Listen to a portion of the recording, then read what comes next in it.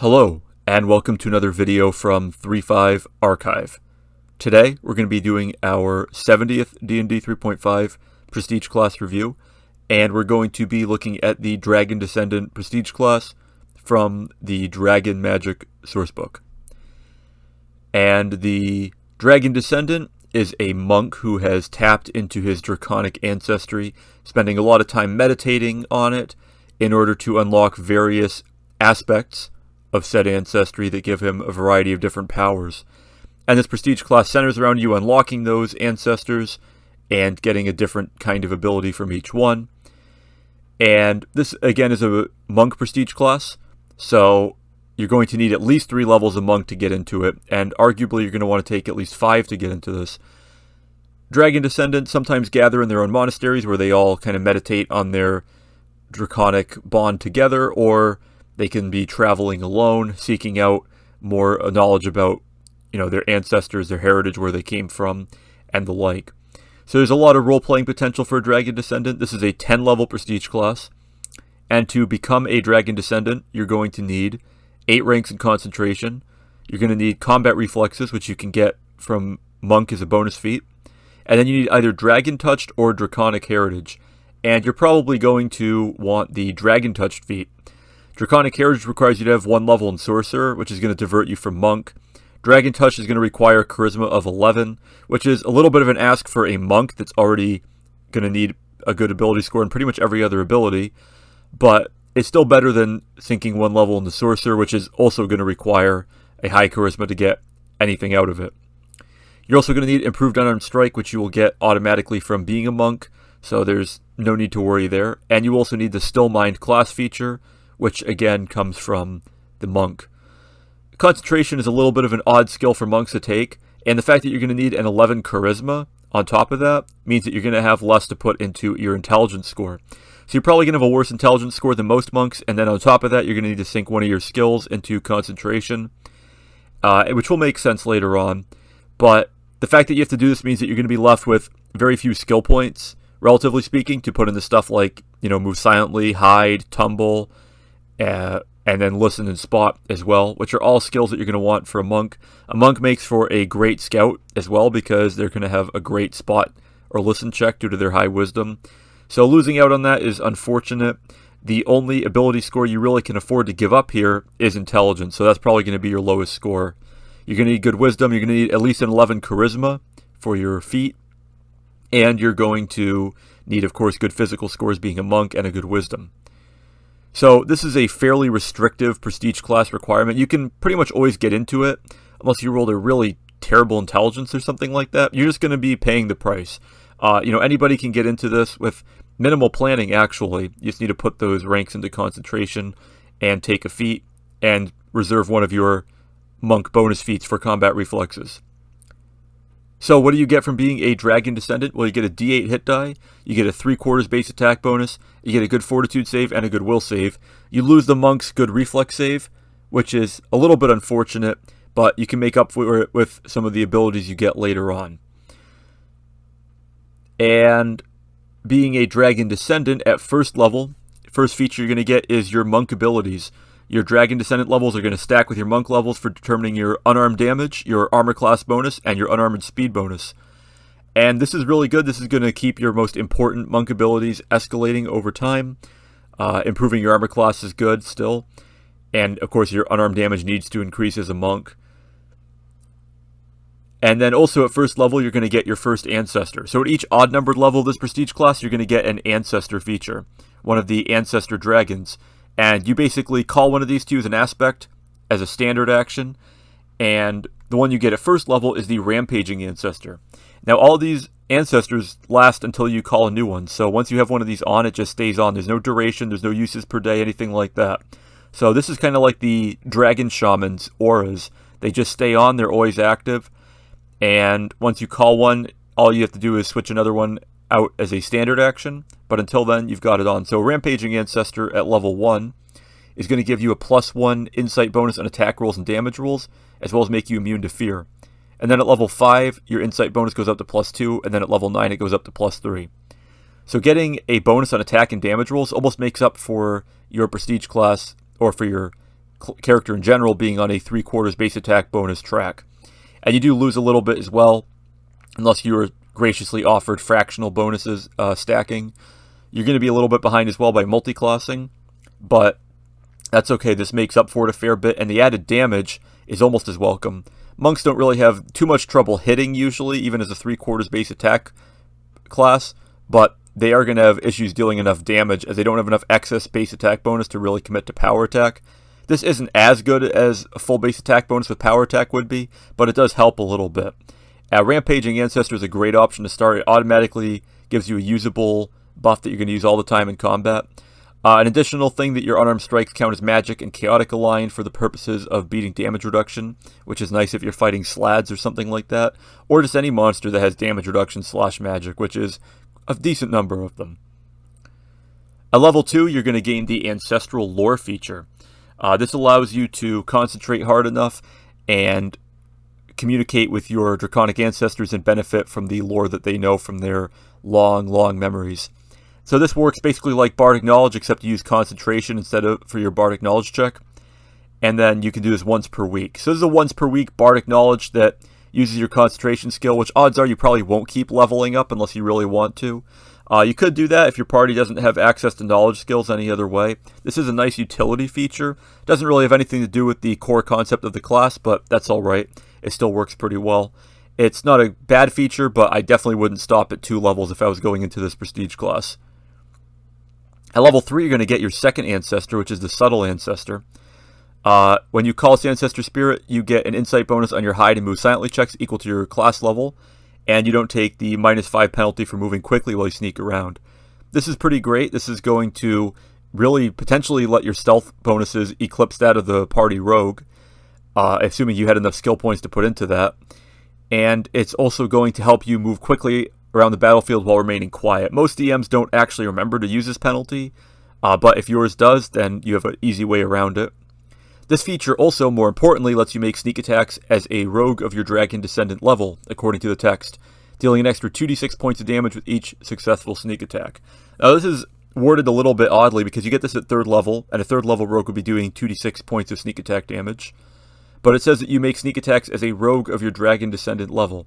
So we're not sure if that means that this continues to advance as you go through this prestige class and end up at 5d6, or if it stays at just 2d6, and it makes it a lot different of a comparison, because if it does, then it's an excellent addition to Rampaging Ancestor, something to use after you get into flanking. You switch over from Rampaging to Subtle. You still have to do it as a standard action, so you might want to pick before battle by analyzing the situation a little bit. But still, this is excellent if it does continue to scale with your levels in this prestige class. If it doesn't, it's just okay. It's situational. +7 damage on average is probably going to be better than +2 to hit and damage, just mathematically speaking, but you do have to be in flanking to do it, of course. At level 4, you gain the Slippery Mind class feature. This allows you to get your mind free of magical effects that will control you, and it works just like the Rogue class feature. It lets you get another chance to get out of mind-affecting effects. It's nice to have, but again, doesn't have a whole lot to do with the core function of the class, and your will saves will be excellent as a monk, so it's not really necessary, but it's good as a little insurance plan in case you roll a really bad save or you do somehow fall victim. Everyone rolls a natural one sometimes. At level 5, you're going to gain the Eldritch Ancestor. This allows you to connect to an Ancestor Dragon that was a powerful spellcaster, or in this case, Warlock, as this gives you essentially the Eldritch Blast feature. You get a spell-like ability to shoot a ray at a range of 60 feet as a ranged touch attack with 1 target, no save, and does 1d6 damage per 2 Dragon Descendant class levels. So it's even a little bit slower than Eldritch Blast, which starts advancing from level 1. So this is always going to be a secondary weapon at best. You will always have this, so I guess if you're imprisoned, then you're in good shape, but then again, you're a monk, so you already have that benefit. Eldritch Ancestor will be okay for if you're stuck in a ranged battle and know you're about to be, but if it is and it's hopefully within 60 feet, then a lot of characters are going to have options for getting around that. Eldritch Ancestor will be useful sometimes, but it's definitely the least useful of the Ancestors so far. At level 6, you're going to get Rapid Calling, and this is the first major upgrade to this prestige class.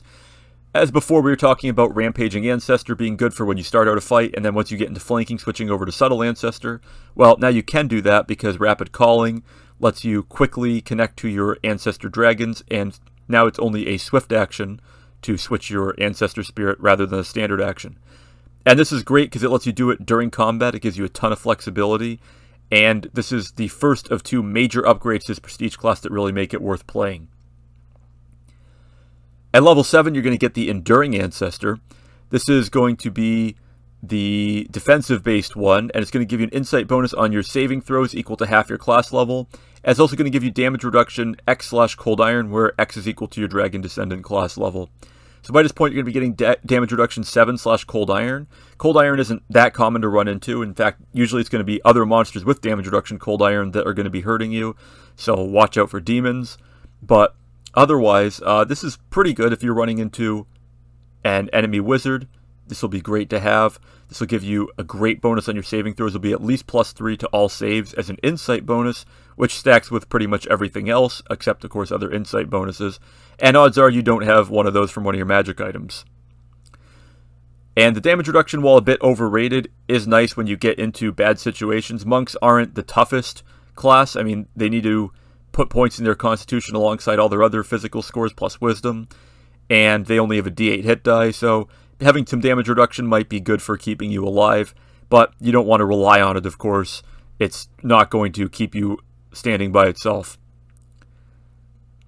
At level 8, you're going to gain the Detect Dragon Blood feature. This one is almost purely flavor, but it does come in handy sometimes. It lets you detect nearby dragons at will, and it works just like the Detect Dragon Blood spell. So you can basically find nearby dragon-blooded creatures, which is helpful in some cases, although usually if there's a dragon nearby, you're going to know about it.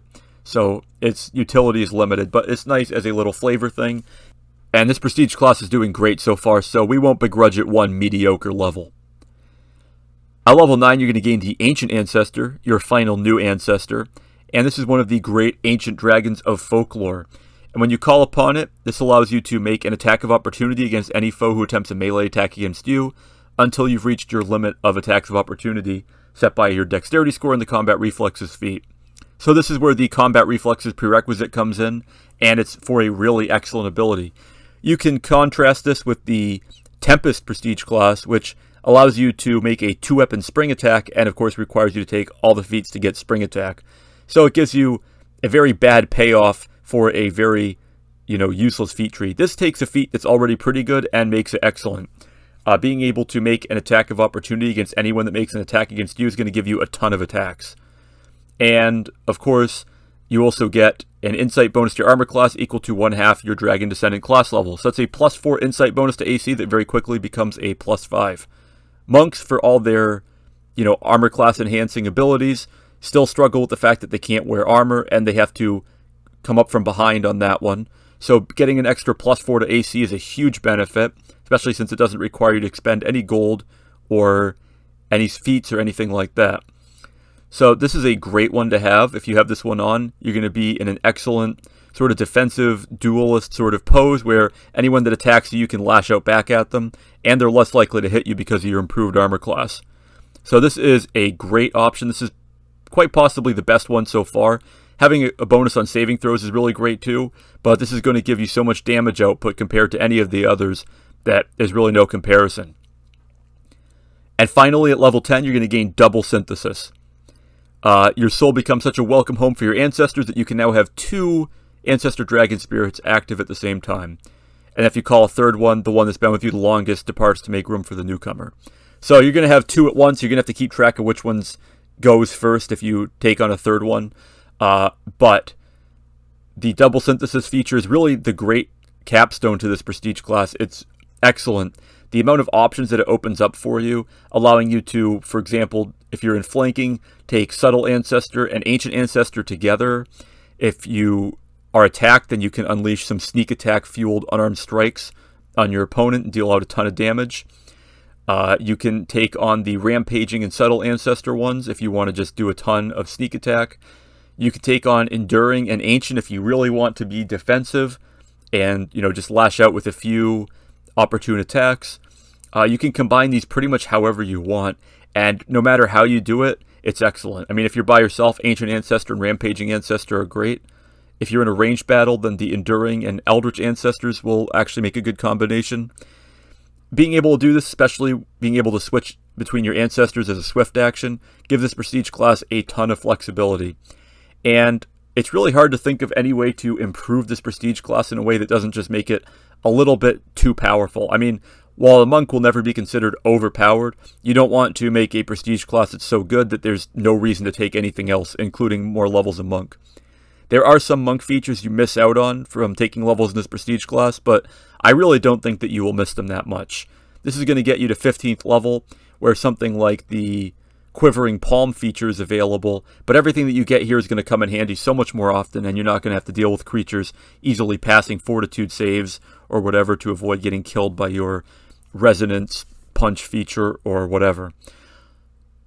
So the Dragon Descendant is going to get 4 stars for concept and 4.5 stars for execution. Arguably almost 5. It's really hard to think what this prestige class is even missing. It's a really great option for monks. I wouldn't say it's the only option for monks, but it's definitely an excellent one. If you do go into this prestige class, you're going to want to take all 10 levels.